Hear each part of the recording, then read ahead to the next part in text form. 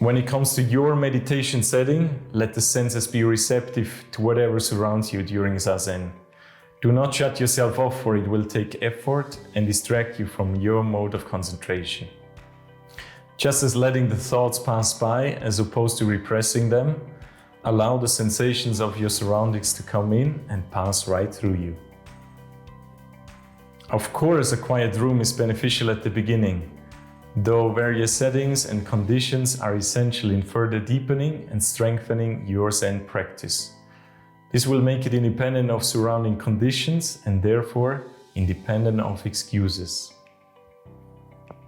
To be receptive also means to wear clothing that does not limit you in any way, such as tight pants or stiff and heavy material.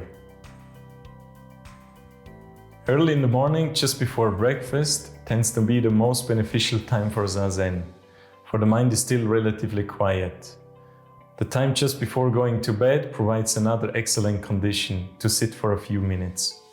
This will also increase the quality of your sleep.